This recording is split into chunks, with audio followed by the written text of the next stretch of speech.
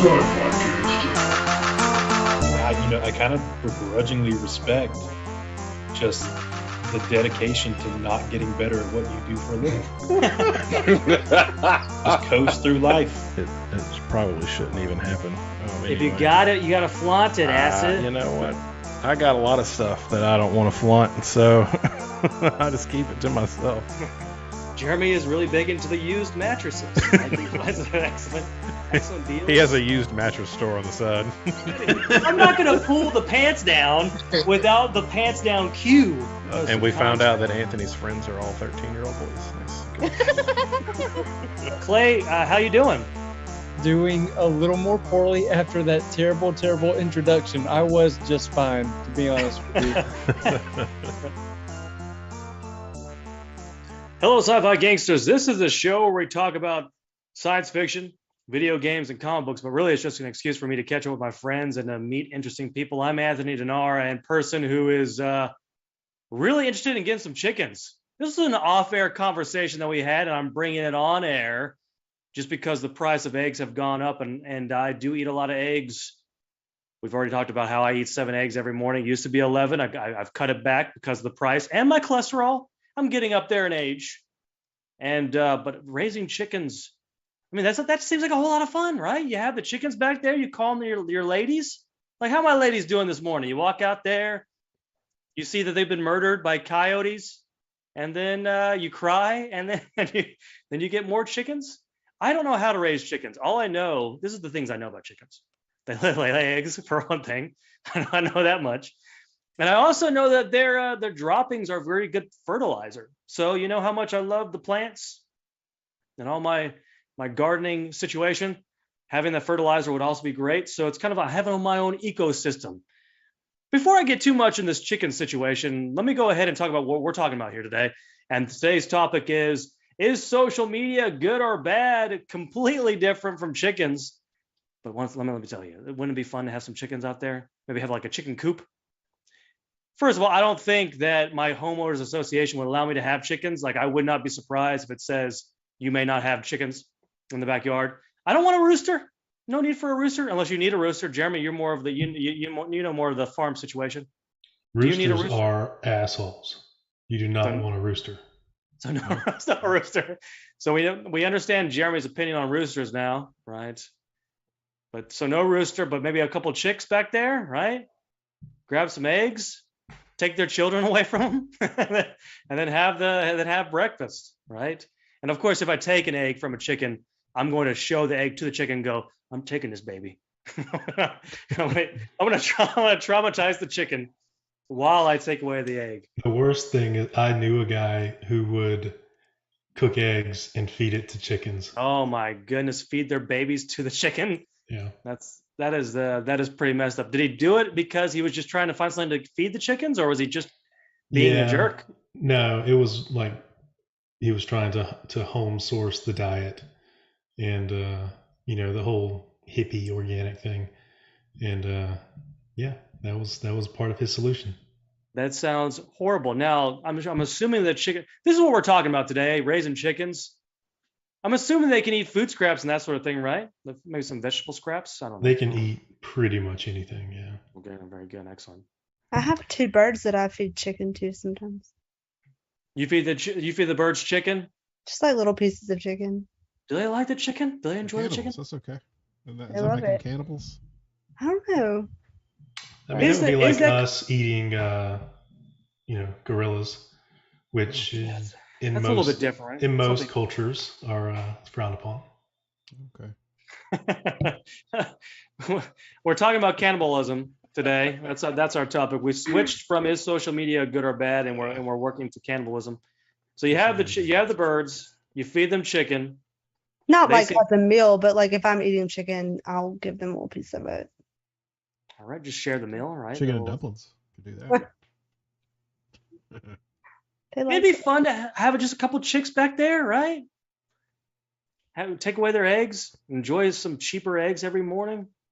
I'm on board. But anyways, today's topic, we're talking about what is social media good or bad? The reason why I'm bringing this topic today is because obviously social media is sort of in the zeitgeist. The conversation of is social media good for you or bad for you is obviously, and of course, it's as a public speaking teacher, these persuasive speeches often pop up a lot where I have students who want to give a speech on is social media good for you or social media bad for you. They often tend to fall on the social media is bad for you side. So I thought, it's kind of an interesting topic for today, and we'll discuss.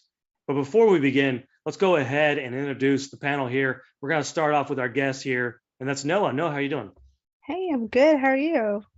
I'm doing fantastic. Thank you so much for asking. Anything new in the chicken world? Chicken world? In the bird world? I just got a new little baby bird. So I had a little bird, and then I got a new one that's just like a little bitty baby, and he's still like on formula. It's super cute. You just gotta like feed him little formula. Is this going to become part of your identity now? You're just going to become a bird lady? I don't know, but I love them so much. But no, I think that 2 is enough for me. So, but he's like super clingy. Like he follows me around everywhere. It's so adorable. And also just bought a house in Birmingham, so I'm moving back. Yeah. The Beeham. Mm-hmm. Where in Birmingham? Forest Park. Okay. So like right next to Mountain Brook. Would you like to give everyone on the internet your address? Yes. It's a cute house. I'm so excited. Number. Mm-hmm. I'm super excited. So we close on February 28th. So you haven't moved in yet. You're prepared to, are you excited about moving all your stuff? Nope. No, I'm hiring movers. I'm not moving the stuff.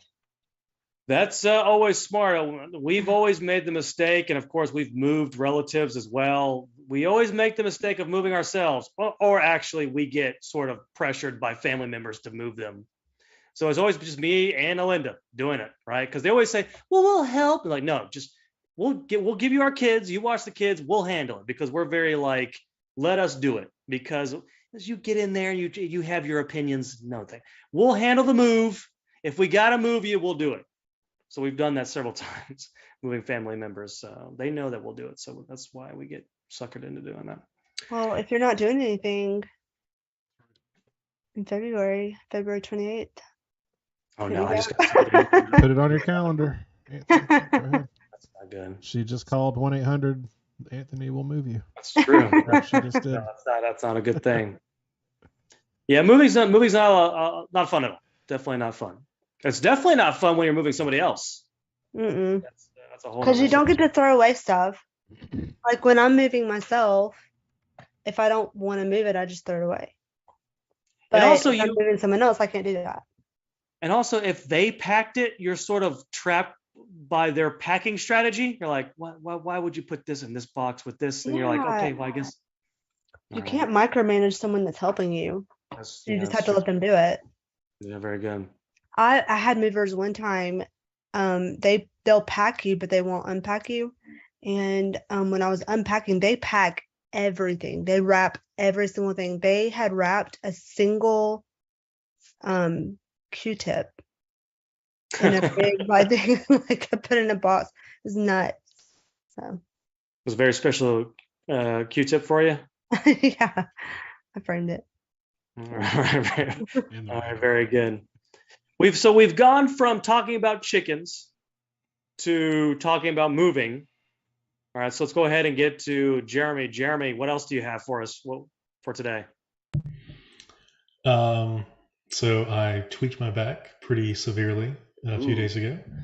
I am now able to walk, so that's a plus. Did you do this by lifting? Sort of. Yeah. So like I had trained the day before and I'd done a bunch of stuff earlier that day. So I probably irritated it, but I wasn't doing anything heavy when I actually tweaked it. I just squatted down with an empty bar and then couldn't move for about 48 hours. So oh wow. It was fun.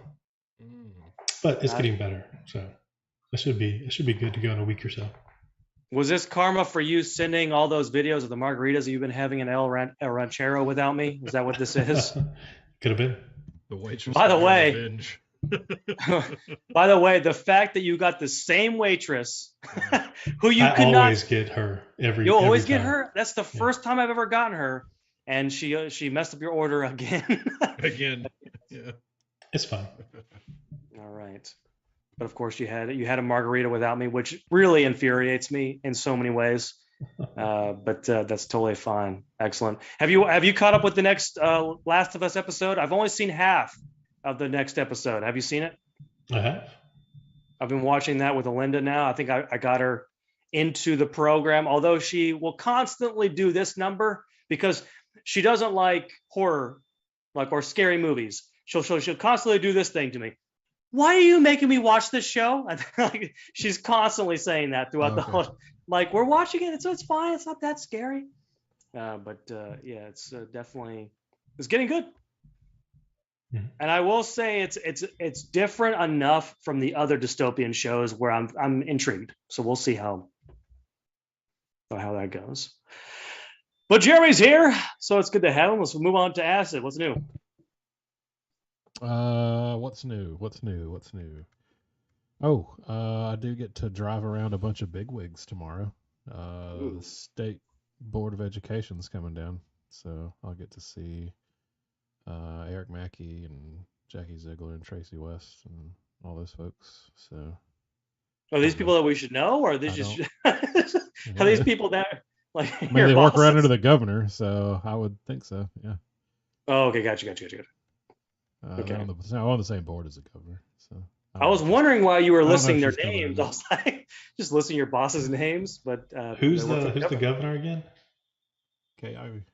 Oh my God. Oh yeah. I knew that. I should have known You that. don't even know the governor is. Wait, I thought she was the mayor. Wait, the Huh? governor. Okay, never mind.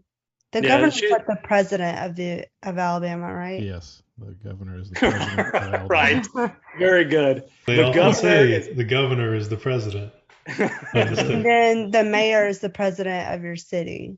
Yes. Yes. Okay, all right. And I that get is- them confused. That is Ron Anderson. He will not be. Or there. just say the leader. Just say Yeah, the leader. later. the leader. But I like the president. Kay Ivy's the yeah. one. She's the governor who, when COVID first hit, she infamously said, like, called people who are not getting vaccinated idiots. Do you remember that? And then she turned around like a couple months later and said that she didn't want to recommend people getting the vaccine or something like that. Anyways, this is politics talk. We've moved. I can't talk bad about my bosses, so That's I'm not. true. Don't talk bad about them. They're wonderful people who pay my paycheck. Well, very good. Actually, I'm not talking about. Yeah. actually, it's taxpayers who pay your paycheck. Well, That's the us. taxpayers do pay my paycheck. Oh, there we go. There's the libertarian coming out of Jeremy now. But very good, excellent. And then Deadpool comes out tomorrow, and Marvel Midnight Suns as a playable character. Oh, okay. I thought you were talking about the movie for a second. I'm excited. What does Black Panther come out on streaming? That's a movie that I still have not seen yet that I want to see. February 1st. Well, I'm looking forward to that. I saw John Wick 4. If we're gonna keep just talking about random things, I saw John Wick. No, 3. Was it 3? Yeah, 3, because there hasn't been a 4th one. I liked it. It was fun. It's a fun movie. I've seen 1 and 2. I just watched 3 the other day. All right, let's go ahead and get to our topic for today, and that is social media. Let's go random topic. We're just all over the place today. I watched a couple movies we can talk about if you want to keep going. That's just give me one. Give me one. A bus driver died in Birmingham this morning. So Oh my god. How? Like doing their job? yeah, doing their job. That's how he awful. died. No, they I didn't even leave the lot yet. Bus ran over them. Oh, no way. Yeah. That sucks. Oh, At my least goodness. that's the word on the street. So It's definitely a tragedy, and but yeah, thanks for bringing us down, no Acid. problem. That's what I do. All right, very good. Now let's talk about how that got put on social media. Okay, is social media good or bad? Obviously, this question it deserves to be far more nuanced than is it good or bad, and we'll talk about the good and positives and negatives of social media here in a second. But obviously, we can create a Ross friends list of of the good and the bad of social media. Obviously, if we want to say good, we can say that social media, it connects people, it allows us to stay in touch with everybody, right? And then obviously the negatives, we can sort of make a long list of all the negatives. I will say this, as someone who is, I will consider myself to be a digital media scholar, and social media falls under that category. So I've read a lot on social media, and I've sort of entered myself into the debate or the conversation, whatever you want to call it. And oftentimes this argument is, like I said, very nuanced. But the more that I research social media, the more that I see it as just another form of media, just like all the other, television, film, video games, comic books, and a lot of the, I don't want to say hysteria, but a lot of the negative things that we associate with social media are very similar to all the negative things that we said about TV, film, comic books, video games. So a lot of the media effects kind of things about social media remind me a lot of those arguments. Now, I do understand that social media is very different. It works very differently than other media. And I'll talk about the things that concern me the most about social media here in a second. But a lot of the sort of the conversations you hear about social media having a negative impact on self-esteem and self-image, although there certainly is a concern, it just reminds me so much of the same concerns that we had about video games in terms of violence in video games, and television, how television was thought to make us dumber, and even how film, like when film was first being shown in exhibition houses, how it was often considered to be a house of sin. Like if you're going to the cinema where there's prostitution, like it's just a lot of the same sort of fears that we've had of other past media. It just reminds me of those same conversations. So I'm wondering if 10, 20 years from now, we're we'll look back and we'll kind of laugh at some of the things that people have, the concerns people have with social media. Although I will in a second here tell you what concerns me the most about social media. So yeah, go I was ahead. gonna say, so if you don't think that the mental health effects are real, what do you ascribe the epidemiological evidence of extreme increase in anxiety and suicide amongst youth? I do feel like it's real. I'm not trying to I'm saying it is real. And I'm saying that the hysteria around it is in some ways overblown, but there are real effects to social media, right? There are real effects to people's self-esteem and everything. So I don't want to denounce that, but it just reminds me so much about all the other sort of evidence that was used to show how violent video games led to violent behavior, and comic books were dangerous and everything. So yeah, I do not want to dismiss all the research that suggests that. But once again, it comes to causation versus correlation.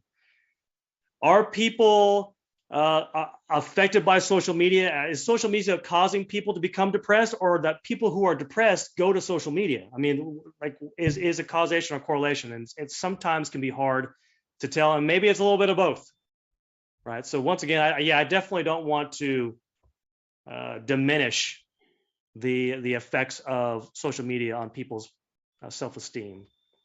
But yeah, it reminds me so much of all the past conversations that we've had of media throughout history. But I mean, it is fundamentally different on most types of social media, right? Because you're not a independent observer, right? You are interacting as part of the media, so you become a commodity. Oh yeah. That's I mean, that has to be fundamentally different in how it impacts you when you are the media. So yeah, so you're, in terms of your mental health and everything, that you're becoming modified. Yeah, I can buy that argument, certainly.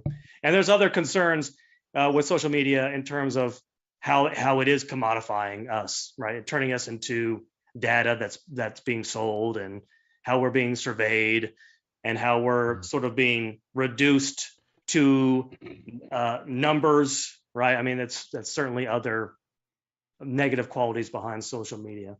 But I'm just wondering, in 10 or 20 years, are we going to, like, is our perception of social media going to change over time? And is it really ever going to go away? I mean, because like it changes. So obviously Facebook is quickly becoming unpopular with younger audiences, right? So I talk to my students all the time, and they do not use Facebook anymore. But TikTok is the new popular social media. It's different, but it's still kind of similar, right? It's still kind of a similar concept. But will social media ever go away? Like, for example, if we decide as a people, we decide social media is harmful to us, are we just going to stop using it? I don't know if that's going to happen. No, of course it's not. I mean, because there's any number of things that are harmful for us that we still do because of the neurochemical effect of the activity.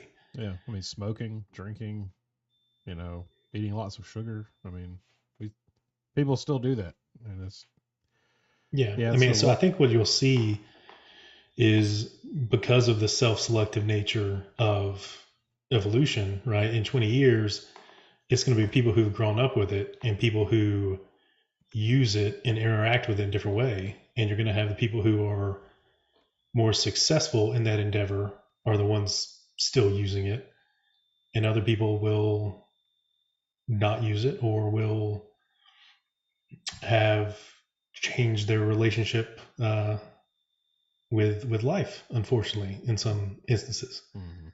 So, I mean, it's obviously going to be different, because, I mean, we can look at how your parents use social media, which is different from us, people our age, which is different from people who grew up with it.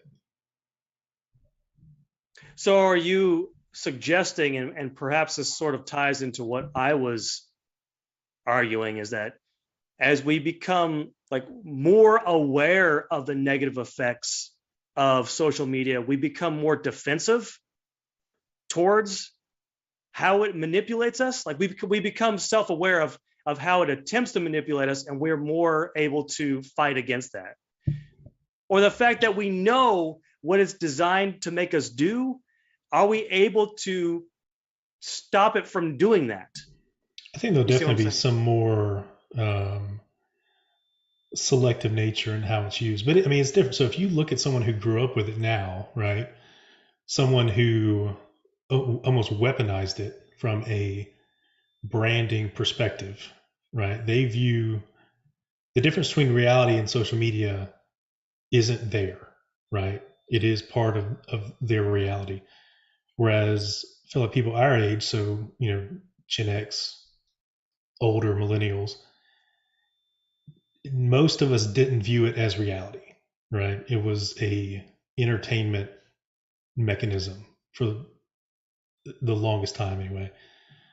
And then our parents, I don't know what that relationship is, but it's I guess informational in some respect. But to me, it just seems like a fun for, in general, the different generations have different relationships with it. So as we get older, and people who who've grown up with it, I think the people who are well adapted to it, they handle it better than some people who didn't have it until they were adults.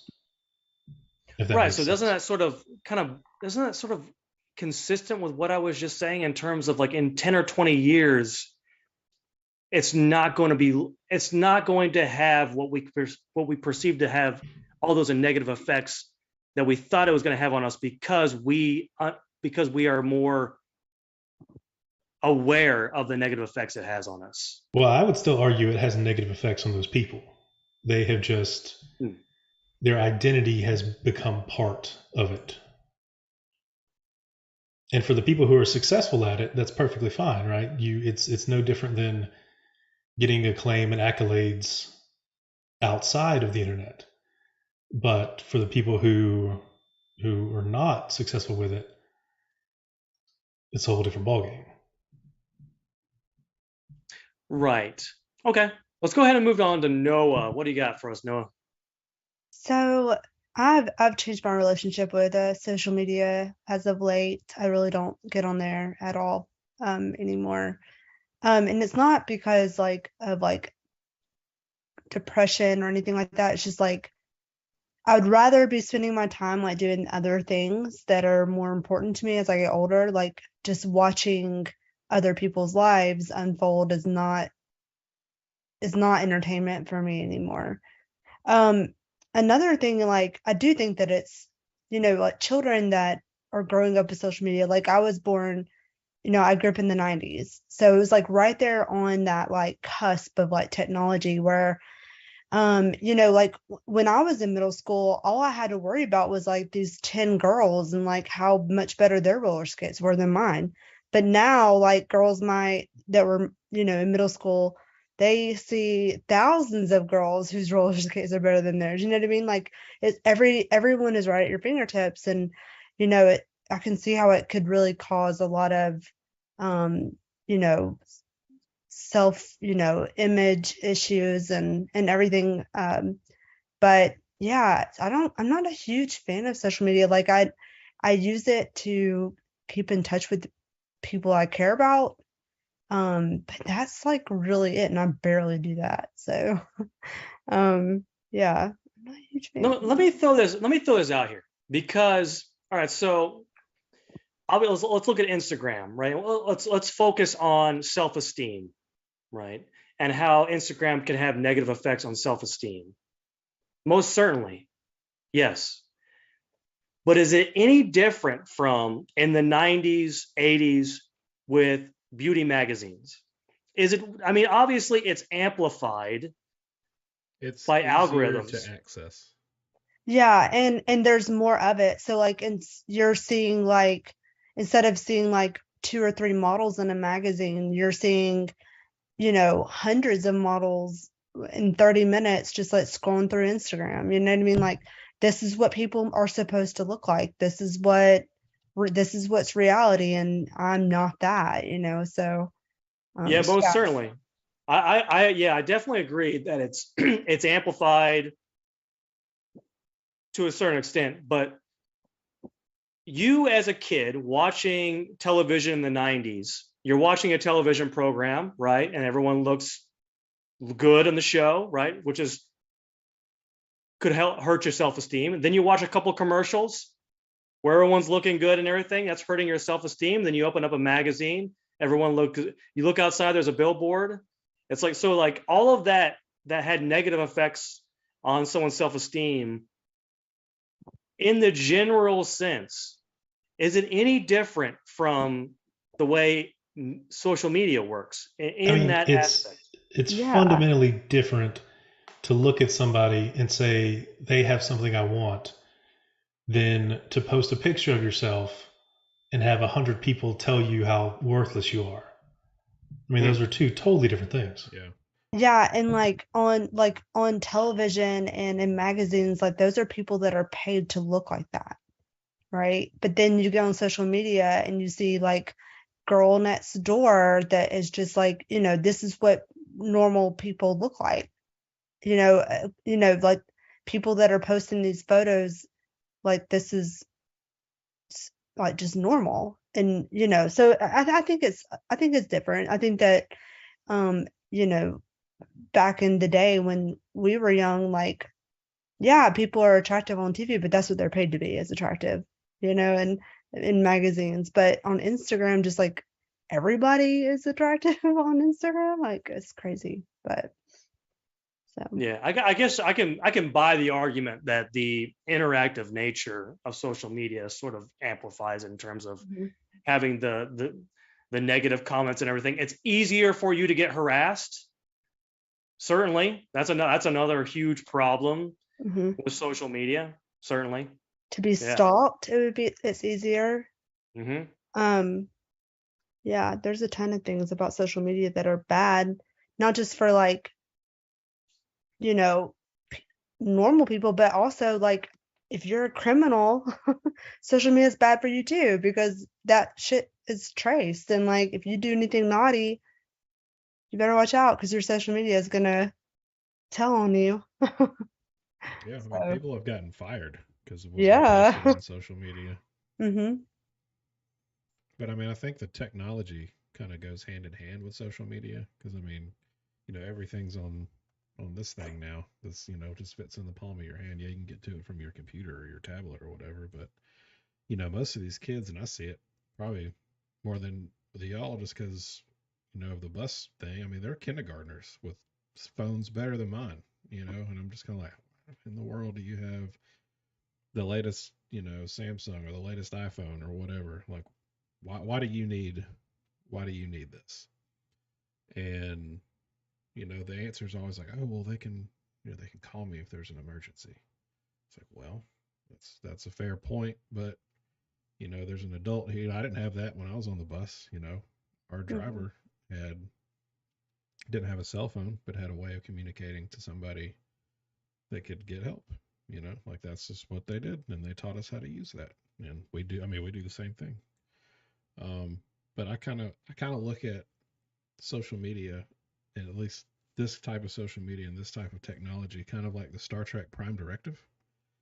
If you introduce technology to a civilization, or in this case, a younger generation that's just not quite ready for it yet, doesn't quite understand what it is, then you're doing more harm than good. I mean, you're not really teaching these kids anything. You're just letting them loose and letting them teach, teach themselves basically, which I see that a lot too. With a lot of the behavior issues that we have on the buses, and a lot of it comes right back down to TikTok or you know their little friend group social media stuff. Like Noah said, they're posting pictures up outside the high school. Like, oh, look at me in my cool dress and or whatever, with their shirt open with a six pack. Like, here I am at the gym, the local gym. And that these people. You go to school with them. You go to they live right down the street or whatever. So I think it should be limited to kind of like cigarettes and alcohol. Why are we giving all of this access to all this stuff to children at such a young age? I think it's just more harmful than anything to them. Yeah, I guess that sort of leads to the next question is we kind of all agree that social media is not great, right? I admit that social media is not great. I feel like it has a lot of negative impacts. And we haven't really even gotten into the thing that concerns me the most, and that is misinformation and sort of the threat to democracy and a threat to like the public, like political discourse in general, like what it's doing. Um, but what's the solution then? And we all agree that we don't like social media, but at what point do we, if it's not going anywhere, what is the solution? Do we as parents just need to know how to talk to our kids about it and prepare them for the negative things of social media and kind of? Well, you can do that. Like, you recognize that. I'm sure all four of us recognize that, but there are a lot of parents who don't give a rip Mm-mm. about teaching Yeah. their kid anything, not just about social. They don't care about teaching them about sex and drugs and the harmful effects of alcohol, at a young age, and just all these harmful things. They don't care. They're too busy doing whatever On they're their doing. own social medias. Yeah, they don't care. They're too engaged in the their selfishness, which all of us are selfish to some degree, but it's, I don't know. I see that too, and it's sad, and I just, yeah. Is there an age limit? Obviously, I know kids know how to get past the age limit, right? But is there an age limit to Instagram or Mm-hmm. TikTok? Like, Oh yeah, It's like 13 or something. yes, 13, 14, something like that. it's pretty young, right? No, it's still young. Yeah. Yeah. 13 years old. What do we think is the solution? Bump it up to 18? That wouldn't help at all. Yeah, I because mean, there was why not put it at 80? I mean, nobody's gonna. Have you ever? When's the last time you actually read terms of service before you hit accept? I mean, let's be honest. when you're installing a program or Mm. doing the latest phone update. I mean, nobody reads that crap. Same thing with the age limits. Do you verify that you are at least 18 years of age? Of course, this 11-year-old says I am. You know, so it's just the same thing. Yeah, so this is my main concern is like all these negative effects that we are concerned about with social media. Like what is the solution? I think with misinformation and conspiracy theories, the clear solution, although a lot of people would disagree with this, and there's a huge, and Elon Musk made sure that he solved it, would be to censor. It would be to censor types of speech because of how the algorithm works. Yes, it wouldn't be perfect. Most certainly it would not be perfect, but at least it would slow it down, right? So because if the algorithm, or if algorithms are designed to amplify in many ways incendiary speech, and conspiracy theories, misinformation, racist speech is that, right? Because we can point to all the research that shows Reddit, YouTube, Facebook, the things that get amplified the most is that content. But they get amplified because people are more likely to click on it because it's extreme. Yes, right. Yeah, but that's that's the whole nature of social media. Is it's meant to show you more of what you want. Right. But what's being so you're saying don't give people what they want? I'm saying when it's misinformation, racist content, conspiracy theories, yeah. But again, all right, so who's regulating it, right? Who's watching the watchers? Because these people don't believe what you're telling them is true. Right. But if we can slow it down, then we're stopping. Then they'll just say the machine is trying to stop us. Then go somewhere else. Worse. Does it? Yeah. I mean, in all seriousness, then it becomes threatening to people, and then who knows what actions they'll take. You know, that's the scary part. See, Big Brother's out to get you. You know, is that? I mean, people watch Newsmax, right? Independent social media. People watched Alex Jones before social media. Oh yeah. Yeah, but social media it amplified it. Yeah, I mean, it made everything more popular, right? It raised. Alex Jones would not have been popular without social media. He was making a lot of money before, but he would not have been to where he would not have gotten to where he was at without social media, most certainly. And then the other digital media personalities also, you know, on YouTube and podcasts and that sort of thing also. Yeah. I mean, it raised the noise level of everything. So then what's the solution? We do the Elon Musk, just our hands off the steering wheel and just let it ride? I don't think that's a solution. I don't know. I mean, there is no good solution. I mean, there is let people have what they want, or have some 22-year-old kid decide what somebody wants. I mean, it was not 20. So you would have, obviously there's problems with a moderating team. Like we can talk about all the kinds of problems that you would have with that, right? But here's the problem. This is why censorship, in my opinion, is the right way to go in terms of censoring what you can and cannot say on Twitter. Is because, yes, you have the extremists who are going to do it no matter what, and they're going to try to find the content to support their conspiracy theories wherever they want. But what is more dangerous is just the random people who see a story on Facebook and they're not extreme, but they see it and they look at the title on Facebook and they go, oh, okay, that must be true. And then that sort of gets extended by someone who had no intent on spreading conspiracy theory, right?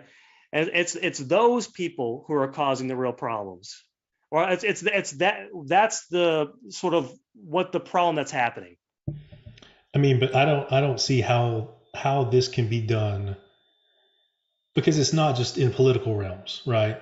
There's health information and teaching information and everything else that is outside the norm, right? That you could argue is dangerous. So how do you allow, in this country anyway, how do you allow the freedom of expression without saying we're only going to allow speech approved by the government? That's because, well, so it's not by the government. It's self-censorship, just like the film industry did, right? Because what ended up happening in the 1920s was the film industry was afraid that the government was going to step in and start censoring films. And in order to combat that, what they did was they self-censored. And that's kind of what Twitter and Facebook were doing, right? They were self-censoring. Yes, it was a way of sort of appeasing and sort of trying to find a way of getting out of having And government. there's still black market film. Right. Yeah, I mean, so like, if these companies want to censor themselves, perfectly fine. They should be able to run whatever they want to, but there will still be a Rumble and whatever, Truth Media and all these other things where it doesn't occur, and 4chan and 8chan and all these things.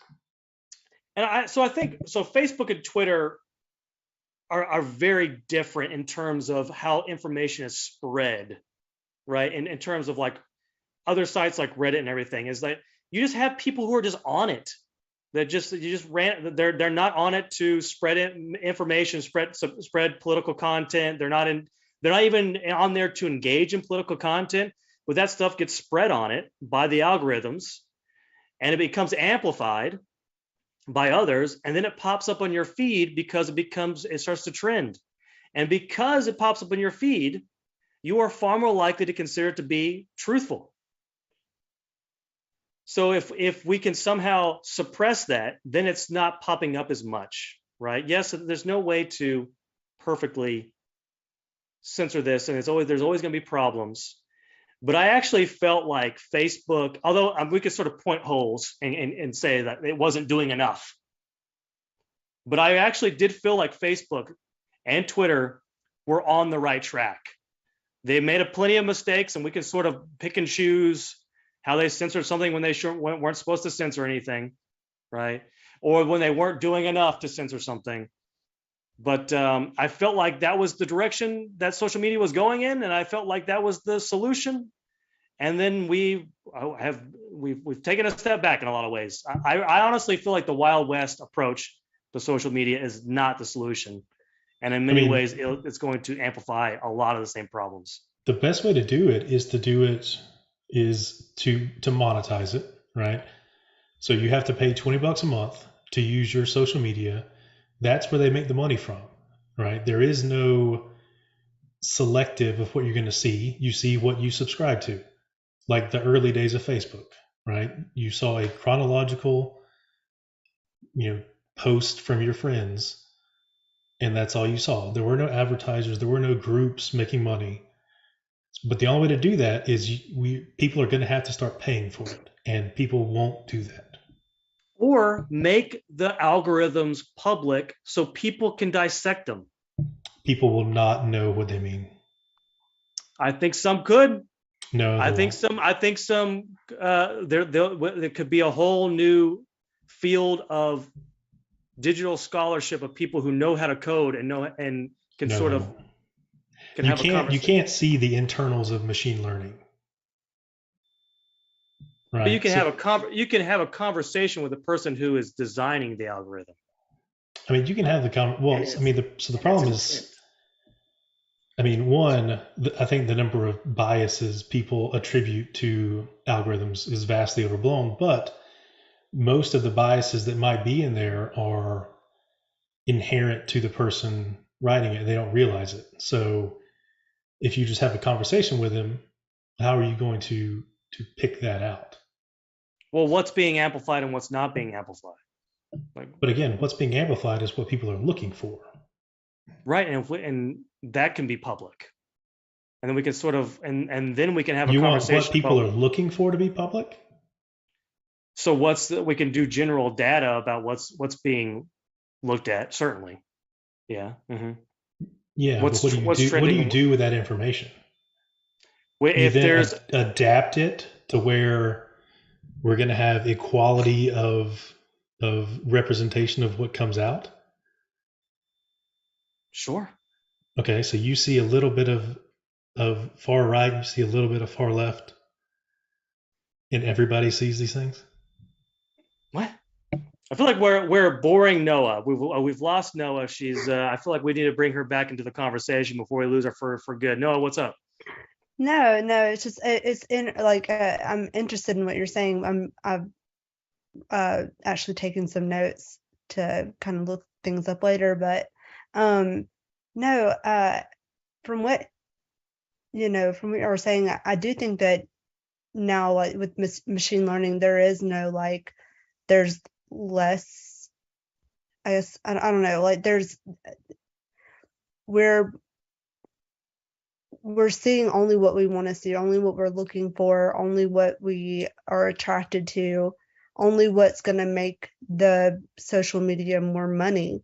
So they make more money whenever you see things that you like more and interact with that more. So that's what their goal is, and that's what they're going to continue to do. So like it's not in the best interest for Facebook or anyone to make a user pay, even though it would help if you make a user pay to use social media. Then all that does is hurt Facebook, and they're not going to do that. And also, like, companies love what Facebook and Twitter and all these social media sites are doing. Like, they love it. They love like the direct access to a specific niche. So they can control exactly who they target their advertisement. They love it. So so Facebook and all these social media sites are not going to get rid of it because it's lucrative. They'll make a lot of money because companies are all in on this type of advertising because it's far more targeted. Right. So going to a subscription is probably not going to work because you'll probably make more money because social media sites are going to want to make money. You'll make way more money keeping the algorithms because it does generate a lot of money. So kind of comes back to, what do we do about it? Do we moderate it? And with moderation comes challenge. Obviously, you would have to hire people, right? And these people are probably going to be overworked. Right? There's been plenty of articles and studies written about the people on Facebook who moderate nudity on Facebook. Like, they have to censor how nudity gets censored on Facebook, and people have to actually go through it and watch it, and all the terrible things that people try to post on Facebook. Someone has to watch those to determine if it's suitable for Facebook. So you have people whose job is to sit and watch through some of the most disturbing content, right? And just talk about the psychological toll, and then of course how it gets outsourced to places like India. Like, so a lot of the moderation gets outsourced to countries like India, and you have people who are paid very little to sit and watch horrible content after horrible content, because that's the only way to truly moderate a website. And we're only where we would make it even worse, or we would make the labor even harder on these people by moderating other stuff as well. But what's the alternative? Say, all right, you guys say whatever you want, and whatever, and just allow whatever, like all this misinformation, conspiracy theories to kind of float and give more and more justification for people who want to do dangerous, evil things. Right? Just because the more content they see, the more it sort of validates their position. Is there a solution? I'm not opposed to the subscription base because I participate in several of those. I don't think that would work. I honestly don't think that would work. Well, I mean, for me, it works because, one, I hate commercials. I don't want to watch them. I think they're a waste of time. I mean, think about this. What's the last new thing that you have purchased? Whether that be a new drink that you may have tried or a piece of furniture. Like, think about the last new thing that you got. Not something that you regularly get, but like, and then why you bought it. why did you all of a sudden decide, oh, I'm gonna buy, that particular drink. I'm gonna get a Dr. Pepper this time instead of. Are we including a shake weight in this? Are we talking about shake weights? Sure, why not? I think I saw the shake weight commercial. I had to have one of those things. I mean, but I can't remember the last time I went to McDonald's because I saw or heard a McDonald's ad. Like I don't care. Like I see McDonald's everywhere I drive. I mean, it's just right there on the road. Why do I need to experience that while I'm trying to watch a show on Netflix or HBO Max or something like that? So yeah, do I pay the higher price for HBO Max so I don't have to listen or watch commercials? Yep. Do I pay for YouTube Premium? Yep, because I don't want to watch commercials. Like I'm so for paying a subscription fee so I don't have to watch commercials because that gets my blood pressure up when I'm watching. But here's the television. problem, Like when though. I'm watching a football game and the commercials come on, I'm like, no, I'd rather watch fans scream with their shirts off than watch another, Liberty Mutual commercial. I just don't care. The reason why Facebook and Twitter are so prominent is because it's free. That's why, because it's free.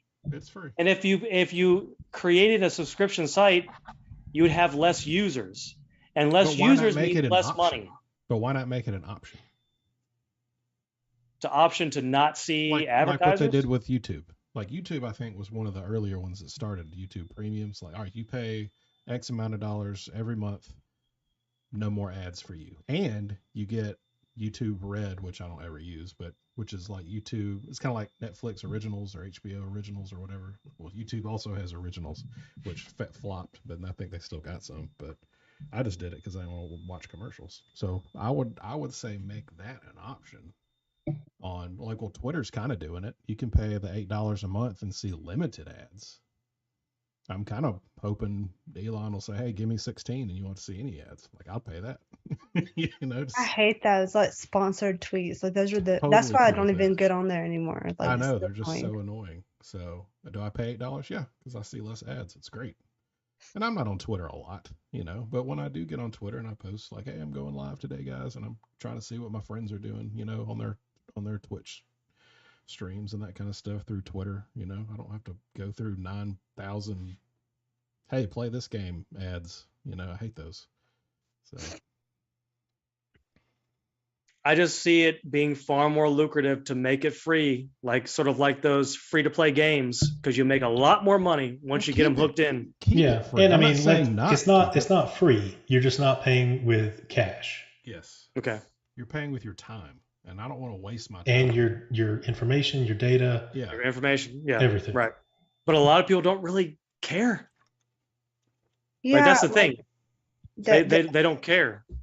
They don't care. I mean, I kind of don't, right? I probably should, but I'm on Facebook and Twitter and everything. So my data is being constantly, although my data is also being, when I go to the grocery store, it's collecting my data as well. So it's not like I can escape that either, right? So my data, no matter where I go, if I order something on Amazon, all this data is being accumulated anyways. So even if I got off Facebook, I'm still, just I'm embrace still, it, Anthony. Embrace that. That's what yeah. So we just about you. Well, that's what we talked about today. We talked about social media. Is it good or bad? We kind of came to the agreement that it's kind of bad, right? It's kind of bad, but there's no way of fixing it. It's all bad, and there's no hope. Now, what if you made it all transparent? Like something like, have you ever watched or read The Circle? Okay. You know what I'm talking about? Yeah, I know the film and the book. Yeah, I haven't read it. But yeah, I mean, and to that aspect, they just went full live all the time. Like there was no editing, there was no, click here. There was none of that. It was just, oh, you want to go see somebody? Boom, there they are. Oh, look, she's at the grocery store. Or, oh, look, they're headed to Disney World. I mean, it's just all live all the time. All right. Well, there you go. We came up with a solution there. Just let it all burn. Invade everyone's privacy. That's it. The Truman Show, yeah. Yep, Truman Show it for everybody. All right. That's our show for today. What do you think? Does social media good or bad? Or comment on the below. Of course, you can always check out the podcast version, the audio version, wherever you get your podcasts. And we usually broadcast every Wednesday. We have our next Star Trek Adventures next Wednesday, right, guys? Yeah, we do. Our next Star Trek Adventures game. So that should be a whole lot of fun. Well, that is the show for today. For Noah, for Acid Train, for Jeremy, I'm Anthony. Goodbye, everybody. Bye.